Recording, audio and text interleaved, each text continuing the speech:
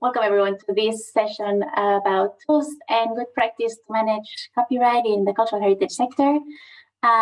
We've tried to squeeze in 4 different presentations in this session. While they might seem like they're touching upon different topics, they all have in common the fact that they're about dealing with copyright in the digital cultural heritage sector, and that they're tools that have been developed across Europe or guidelines that in some way try to support cultural heritage professionals who struggle with this topic, deal with it in a slightly easier way, or at least raise awareness about how to manage copyright a bit better. So we hope that these examples will help you if you're dealing with the same topics and to maybe find some inspiration on ways through which you can find some support to deal with that. And so we're going to have 4 presentations. The first one on how to use, on an example of, in this case in Flanders, where they're using Wikidata queries to calculate whether a work is in the public domain or not. Then we're going to talk about the copyright risk assessment developed by the Scottish and Welsh National Libraries. This will be followed by a presentation on the rights labeling task force at Europeana, and finally followed by a presentation by the chair of the copyright community on copyright guidelines for cultural heritage institutions. We've given them the challenge of sticking to 7 minutes per presentation so that we have time for questions and answers at the very end. You can just, I think my colleague Masha typed some instructions. You can just ask your questions on the chat as we go, and they can also just type the answers directly. In any case, we'll have some time at the very end as well. If you're interested in these conversations in general, this session is organized by the Europeana Copyright Community, which you can join by clicking on this link, and we'll also paste the link in the chat. Or follow us on Twitter, following the handle Europeana IPR. And just a quick reminder that the Europeana Copyright Community is also running a translation sprint. So if you want to help us make the public domain usage guidelines and public domain charter from Europeana available in your own language, here's your chance. And the translation sprint in principle finishes with the end of the conference, but if you're very keen on translating it, I'm sure we can give you a couple of extra days. So I guess without further ado, then I would like to introduce you to our first speaker, Hanno Lans, who's from the Netherlands and has been working on a project called CopyClear through the company he works for, that Escape. Hanno generally focuses on digital environment, Drupal, and digital heritage, and I'm sure you'll be very interested in what he has to share with you today. Yes, hi, welcome. I will talk about the public domain tool we are working with, and the idea of the public domain tool is that we are, can I show the further? Oh, yes, thank you. It's the idea is that we use Wikidata as a hub to check if the copyright of an author is a creator is public domain or in copyright. And we are now working on a tool that a cultural institution can upload their whole collection, and all the creators in the database will be matched to Wikidata. And in Wikidata, we add several other information. For example, we can see that further. I have no control. Sorry. This is the public domain tool. It works with, they do a CSV export and upload that to the tool. All the works are looped through, and all the creators are matched to Wikidata. We also add in Wikidata for every creator that work is that creator has work in that collection, and we also add a forward date that is based on a work. For example, if a painting is created in 1924, we add 1924 as a date that we know that person was alive.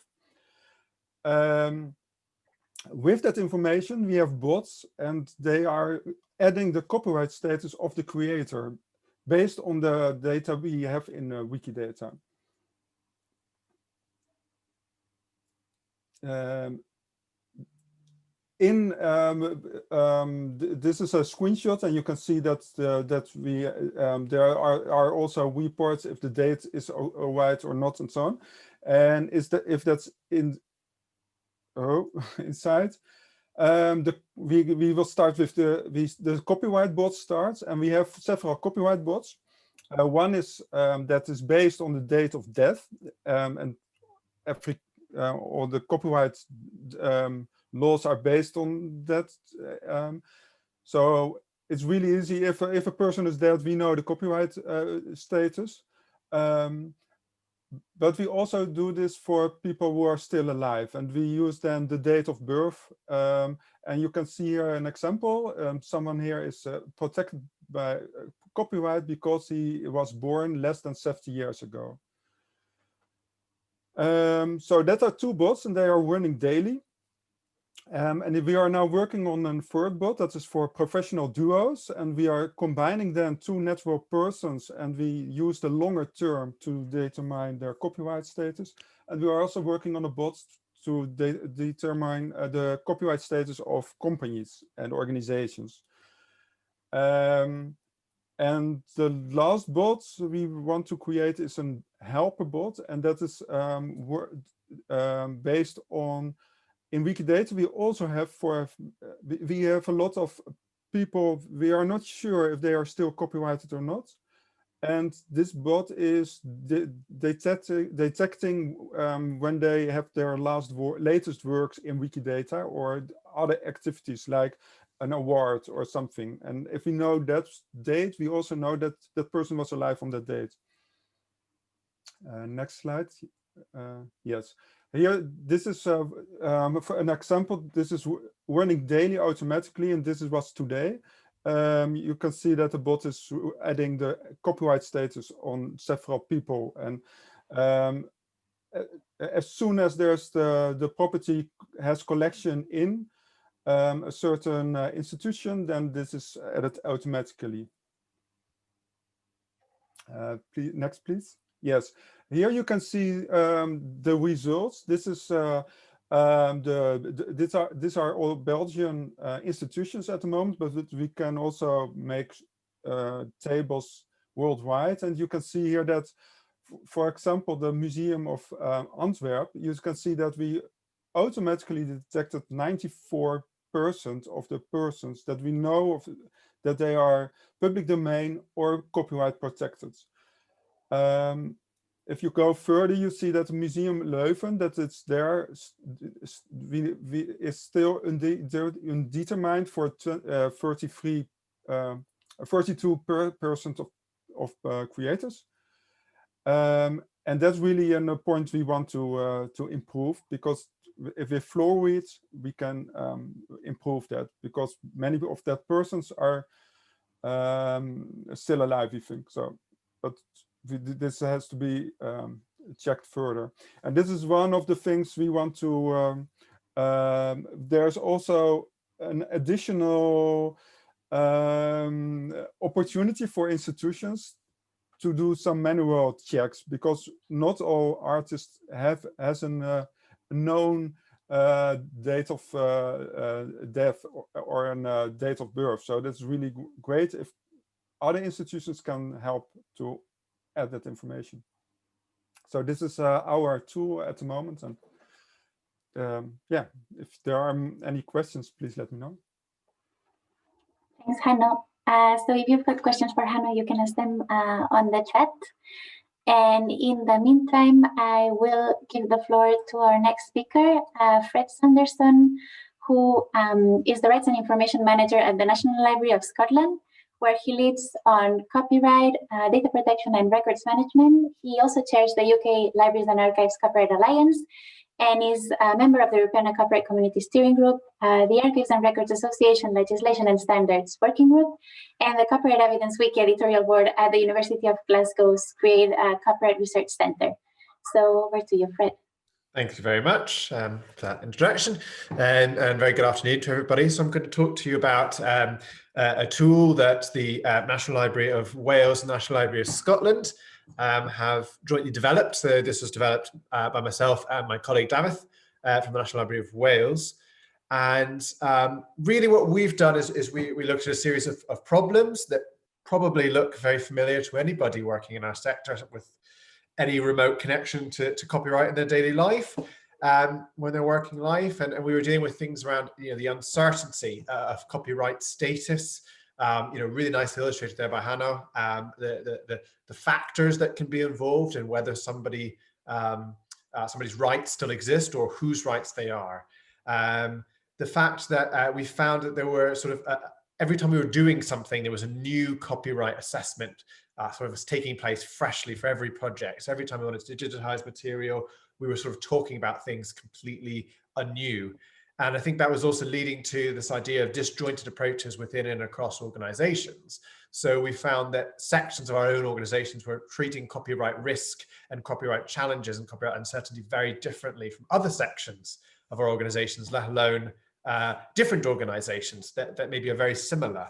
National Library of Scotland and National Library of Wales are quite similar organizations. We are legal deposit libraries with comparatively large published and unpublished written and collections and other forms of collections. We're libraries where our nations are slightly different sizes, but the logics are fairly similar. And yet we have these, and the laws are exactly the same. We have the same copyright rules across the UK. And yet we have extremely different, at times, approaches to copyright risk and copyright uncertainty in our projects. And this is kind of just all underscored by this idea that copyright is a minefield. There's so many parameters to consider that we really thought there was an opportunity to bring some clarity together. So what we've come up with is a copyright framework, and this can be summarized as being a copyright diagnostic tool that applies minimal collection data to a standardized assessment framework. That's the sort of one sentence approach. To flesh that out a little bit more, really what this is something that's based in UK copyright law. This framework integrates guidance from the UK's Intellectual Property Office, that's our Copyright Office, and takes standards from rightstatements.org in order to allow the formalization of copyright risk acceptance at an organizational level. So there's a few points there to pick up on before I sort of show some more detail of the framework. The first is that it's UK specific. So as I said a minute ago, we've got UK copyright law, the same in Wales and Scotland, as well as England and so on. And there are some quirks to this. Obviously, it's fairly harmonized at a European level, but there are quirks. For example, the obvious one is what we call the 2039 rule in the UK, which is that essentially most unpublished works in the UK are in copyright until at least the year 2039, no matter how old they are. So even if the person died more than 70 years ago. So little quirks like that. So it is specific to the UK, but that could obviously be adjusted. And we've taken some guidance that's been published by our Copyright Office, our government Copyright Office, sort of because it's had a little bit of peer review to it. And we've taken right statements, again, as sort of existing standards. So we're trying to meet in with standards and sort of peer reviewed content where possible. The last thing I guess just to say about what it is and isn't is what this tool isn't. The Copyright Risk Assessment Framework is not a tool that tells you or tells us to take risks or what risks to take. The idea of this framework is to allow you to standardize your acceptance of risk in relation to copyright. So it gives you a framework, a bedrock to say, right, we're going to take these particular risks, or we're not going to take these risks. And this is our rationale. This is our standard. This is why we can keep things relative. So it's not advising you to take any risk or not. And this is how it works. The framework is essentially, it's a spreadsheet. I'll show you in a minute. It's not fancy, but essentially you've got a series of inputs, which is at the top there. And we base this on the absolute minimum amount of data because we're working at collections at scale. So do you know the publication or creation date of the item? Do you know the author's identity? Is the work published? And was the work created with commercial intent? Because that can indicate a sense of fairness in terms of your reuse. Putting in as much or little information as you have in that category up there, you get a series of choices. You are offered the opportunity to make a copyright assessment to assess whether you can identify the individual who owned the work, who created the work, and whether their rights exist or not. And it gives you a framework, amount of time and amount of resource to dedicate based on the information you provided so far. And following all of that, you get a risk output and a series of risk points based on what you have or haven't done and how much information you have. This is what it looks like. And essentially, it is a spreadsheet. It's not a fancy tool. It's a subjective tool. We're working on sort of coding it into something that works with our metadata, but you really work left to right. And you sort of have stuff in categories. Older material is fairly straightforward to move across, and it's going to be lower risk. As you move down this framework, content gets newer, and it gets increasingly risky to deal with. The idea here really is that you're taking content and you're batching it up a bit, and based on these factors of age and whether you have an identity of the author or not, you've got a relative risk point. And that's just in relation to all of your other items. That doesn't tell you whether you should take the risk and publish the content or reuse it without permission by any stretch, but it gives you a way to prioritize, and it gives you a way to maybe accept lower risks. So for example, some of this medium sort of yellow content in here, you might make a decision at your organization that in some situations we will go ahead and produce content digitizations, for example, that contain medium risk content because we've put it through a process and we feel like we've sort of adequately mitigated against risks. There are some examples here. I don't think I really have time to dwell on these, but the idea is really to indicate that this process, can be very simple in the case of something that's very old and maybe very clear, and it can be a little bit more complex in the case of more recent content where you've maybe got more choices and more sort of work to do before you can completely be sort of confident about what the risk of using material might be. I'm going to largely finish it there, but I wanted to just stress what I was saying about all of this is it's about risk. It's about, I think that fundamentally one of the key things about copyright assessment is about risk. It's very, very difficult to be certain when you're working at copyright collections at scale because of the factors involved. So you're going to have an element of risk almost certainly. When we have 25 million items in our collection, we can't know everything about the copyright status of all of them. So this is a way to sort of standardize the way that we look at that risk for copyright. That's been a hurdle through that. The framework is out there. You're welcome to look at it, adapt it for your own use, and get in touch with me if you have any questions about it. So thank you very much. Thank you, Fred. Great. I'm sorry I'm jumping so quickly from one to the other, but it's now Joseph's turn. Joseph is from Lithuania and is the president of the Baltic Audiovisual Archival Council. He's also a member of the Digitization Board at the Ministry of Culture of the Republic of Lithuania. He also chairs the Copyright Community Rights Labeling Task Force that he's going to tell you about today. And he's a consultant working to help memory institutions and cultural organizations to initiate and develop heritage digitization, digital asset management, and dissemination projects. So the floor is yours, Joseph. Good afternoon, everyone, and thank you, Ariadna, for a nice introduction. So I will try briefly to cover what we are doing with this European Rights Labeling Task Force. And the task force is based on experience of the National Library and Lithuania in a partnership with Baltic Audiovisual Archival Council. Since some years ago, we developed the decision-making schema to help memory institutions to identify the copyright and neighboring rights, and then make a selection and a choice of the Creative Commons license or a correct rights statement. So you can't simply copy and paste the schema we developed for Lithuanian institutions because that it's linked to the national legislation and national laws. And in between, we have different jurisdictions if you want to bring this experience and from country to country.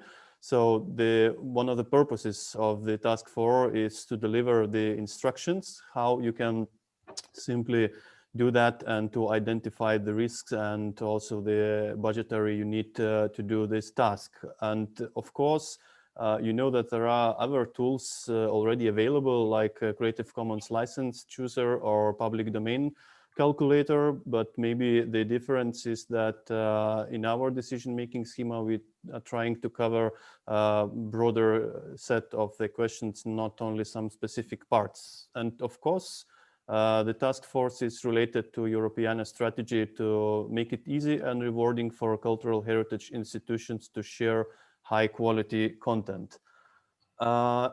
For those who've been attending the last AGM in Lisbon, you probably remember because we had a workshop on the Lithuanian experience and our tool, but we have several tools based on the decision-making schema. So one is a poster that you can print and stick to a wall, or you can watch it online. And also the interactive labeling tool, which helps the users, the professionals working at the GLAM institutions to make a right decision. And I think that it is very important that it not only helps you to make a decision, but it advocates for the rights labeling. And we have been working on this for a couple of years already. And we noticed institutions that when they start a new projects, then they digitize the content, then they put it online. We are already thinking about the labeling, and like this is a must for them to label the content and to share it in a proper way. So technically behind those tools, we have the flow chart, and I would like to thank very much for Ariadna also for taking part in this task force and spending hours on working the documents and the flow chart. But this is a chart where you have a set of questions and how they link to each other, and how you can choose one or another license or a statement.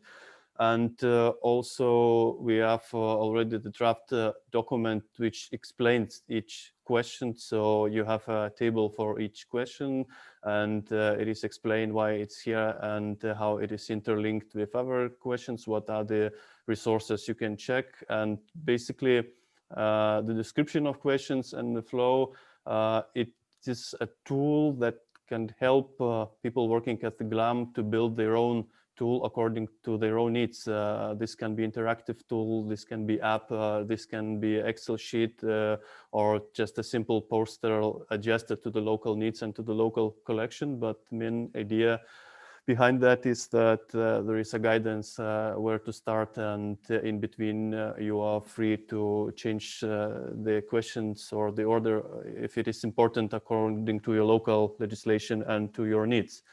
And now we have also in a partnership, a National Library of Estonia. They kindly agreed to test our draft document and our flowchart and provide like the feedback.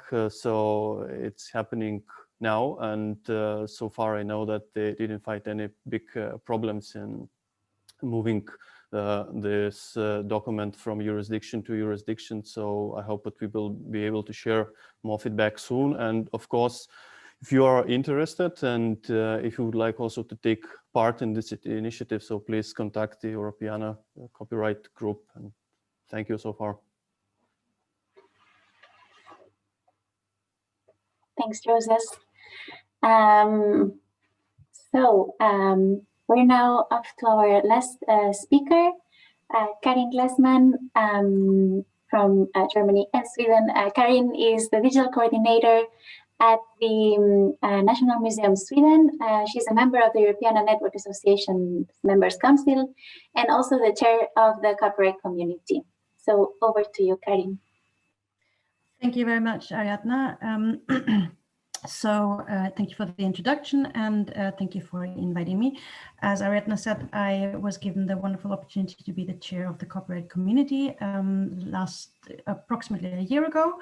And we started the work of the copyright community off in 2019 with a question with sorry, I can't seem to, there we go.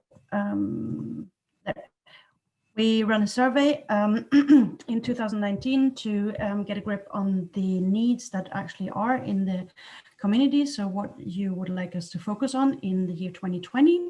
And one of the wishes that were voiced were that there was a need for practitioners in the cultural heritage sector to advocate for adequate institutional support around copyright. And this actually also connects back to what Fred said earlier, that there is a feeling of this copyright is a minefield general, but there are also disjointed approaches within and across organizations. And with this need that was voiced, we decided to especially focus on disjointed approaches within organizations. So how do we help practitioners to advocate for adequate institutional support around copyright?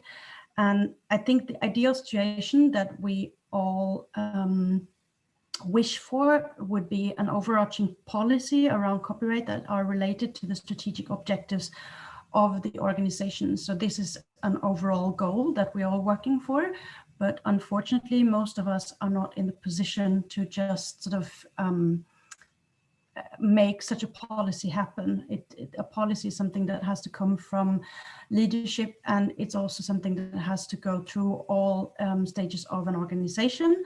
And the question is, how do we, who are a network of mostly practitioners, how do we work towards this goal to make sure that there are less disjointed approaches around copyright?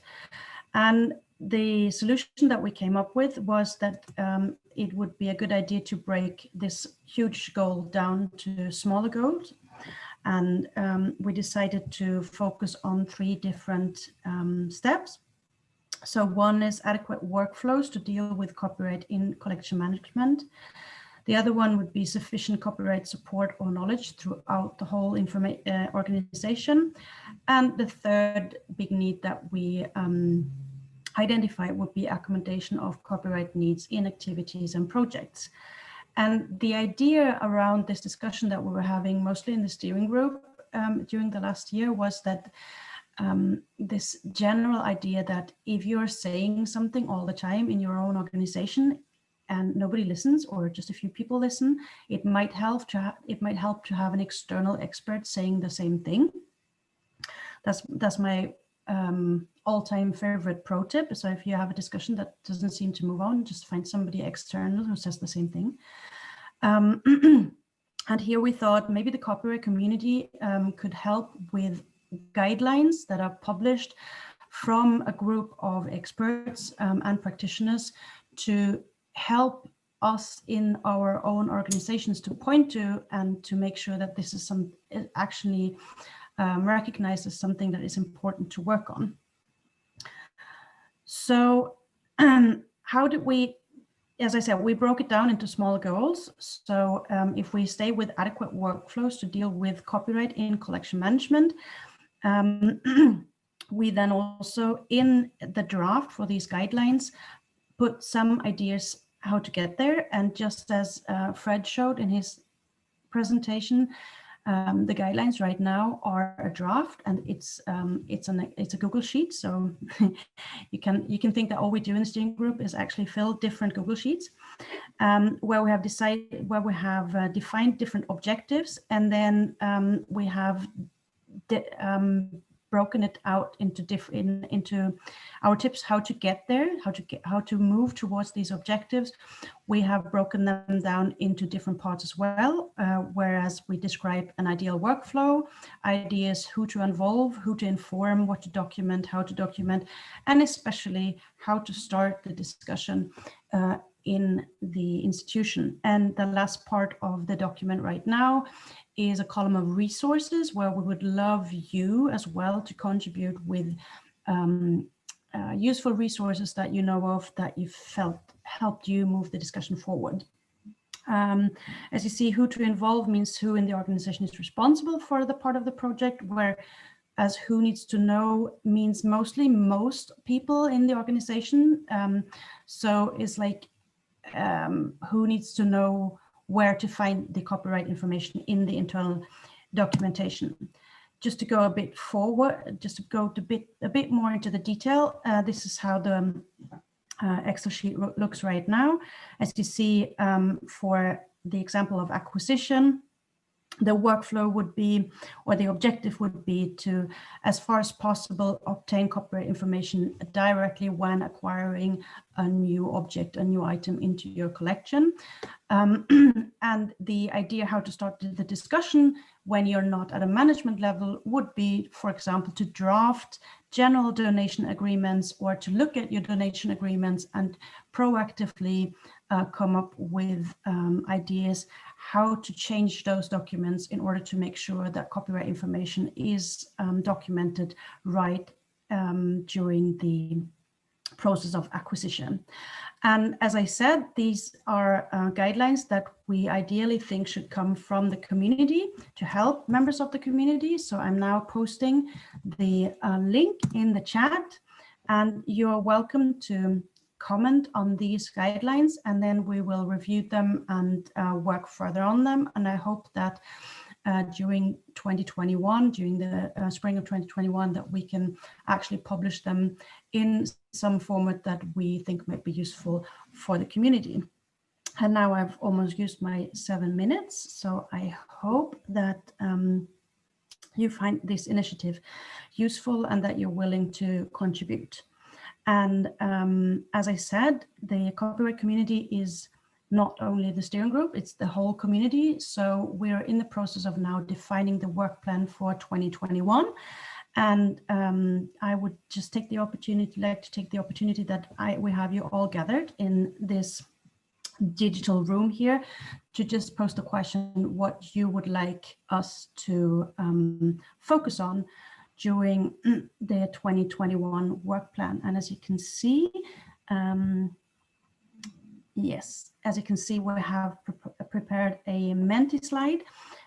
So I would love you to go to menti.com and to use the code 9321708 and just answer these 2 questions. Where of the first one would be, how do you keep updated with news and discussions in IP and Open GLAM? And that is an indication for us as steering group to also find out which communication channels you would like us to focus on. So here we go.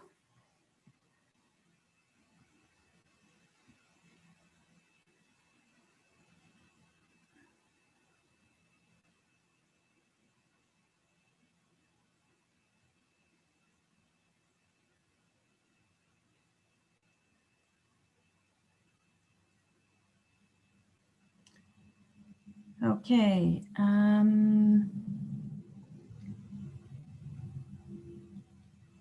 I'll just check. Ariadna, I think I have to leave it to you to keep control over how many people have answered.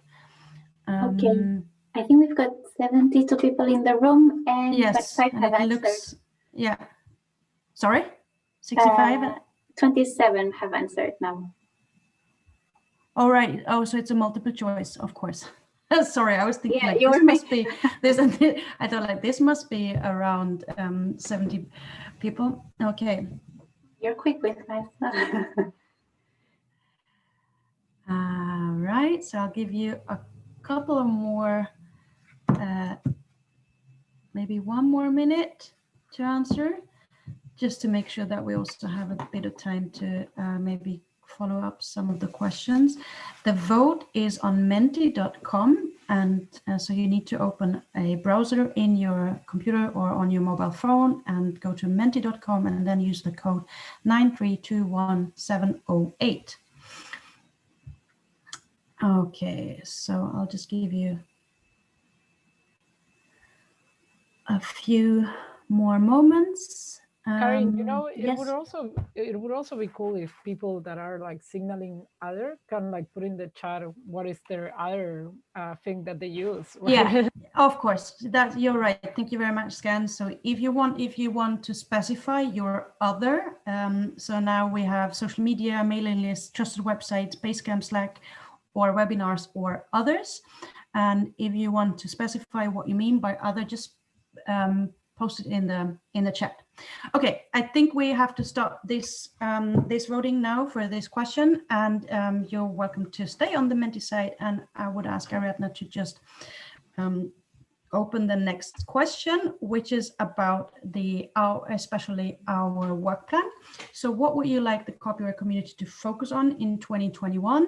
And in order to not limit your imagination, we didn't leave any multiple choices, but we would ask you to just write down brief descriptions of what you feel what would help you most in your daily work.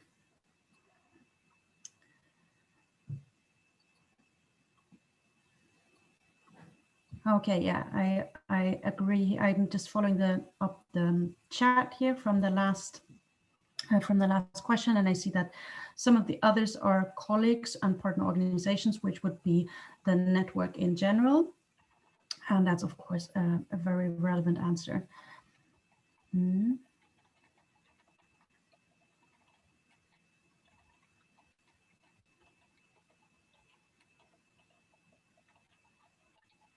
Okay, I see a lot of standards.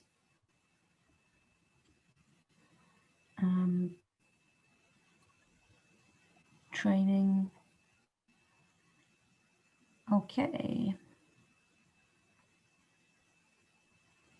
Can you read them? Are they too small? Yeah, it's getting smaller and smaller with more more diversity of the answers, but that's great. We'll just keep these slides and go through them during our work for the 2021 work plan. But still, standards is like an all-time high. If you want, you can also clarify in the chat what you mean by standards. So is it standards as in right statements, or is it standards as in how to document, or is there anything else you're thinking of when you're saying standard? Another another favorite is workshops and training.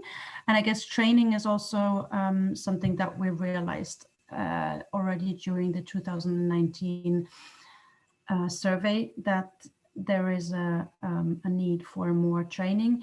Although I think, I don't know if you agree with that there are a lot of colleagues who already now know a lot, but we feel like there needs to be training for people. It's like the discussion we had in the panel earlier, right? That the people that tend to attend these conferences and these workshops tend to know some things already, but there needs to be a training that is also that also reaches people who are further away from copyright discussions. Okay, right. Shall we leave this one open so that people can keep? Yes. So we can leave this open so that you can also add more ideas on what you think we should focus on during 2021. And I think that was all that I had to say so far. So I'll hand over to Ariadna, I guess, to maybe moderate the Q&A. Thanks. And Ariadna, I just want to, I'm sure you're going to say it as well, I just want to remind you again about the translation sprint that we have running. So those of you who are writing down standards and training, please remember that you can do a contribution by translating the public domain usage guidelines into your language if it's not already translated. And now I'm quiet. Thanks, Karin. Well, I admit I didn't pay too much attention to the chat because I was worried I would take remote control away from all of you. So maybe Masha, were you keeping an eye on it, or does any of the panelists wish to answer any of the questions that came up out loud? I was keeping an eye, and lots of questions were already answered. So I suggest that participants unmute themselves and ask further questions if they have them. Or comments. Sounds great. Okay, I have a question. Yes, Antje, go ahead. Karin, I just wanted to know if it's okay that I share the document with colleagues in my institution, because they can also contribute to it. Of course, yeah. So the document, as you see, the link that I shared is a comment link. So you're welcome to share it with whoever thinks is relevant. I just want to, just so you know, the goal for this is to have like a general guideline. So we don't want to go too much into details. So it's probably not an idea to add more detailed ideas or workflows, but something that would be really valuable is especially if you add your resources. Right now, the column is still empty, but we have a wealth of resources already collected, which will be published on the pro sites as well. And we will ourselves as well work with filling these resources up. So like the risk assessment tool belongs to one of those resources and so on. But Okay, yes, of course, perfect. feel free to share it. Thank you.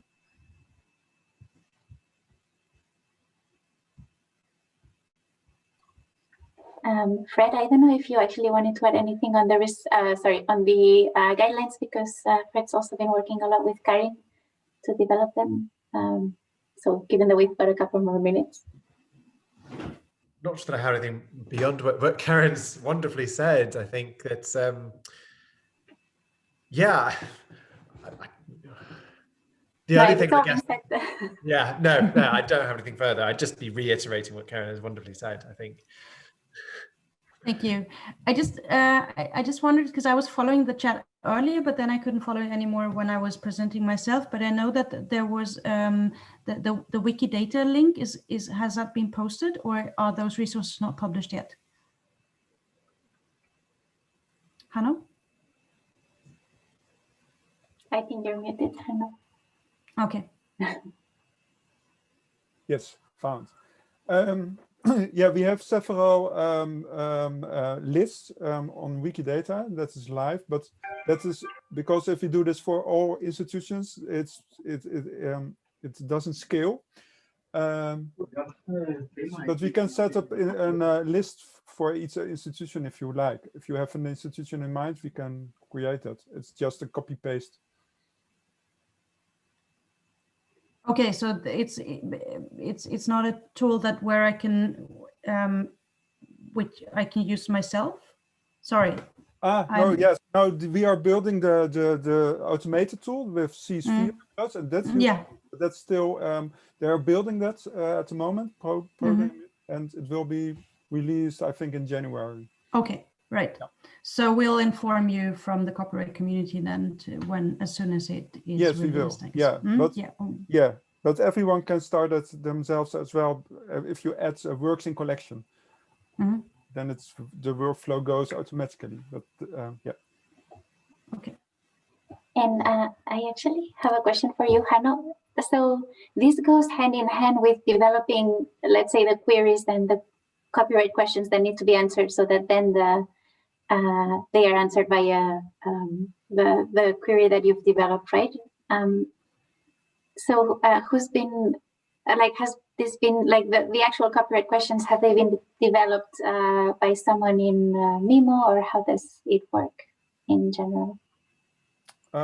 You mean the evaluation of a copyright of a work, or? Yeah, like the decision to count the 70 years, or maybe if you're looking at another type of work to count another period of time, or the type of questions that are asked. Is this something you've been working on with with MIMO, or? Yeah, we do, because this is an approach that we use in whole collection. It's just, of course, an advice that what the copyright could be, and we are not saying this is the copyright status. We are dealing with, for example, what was mentioned, the publication date and creation date, that kind of things. This is just to know which creators are public domain. I don't know if that's answer your question. I think to some extent, yes. And then how is now MIMO, like the Flemish Heritage Organization, planning to use it once it'll be ready? It's open for all Belgian institutions, at least, and they want it's built open source, so they want to publish the whole code for everyone. Okay.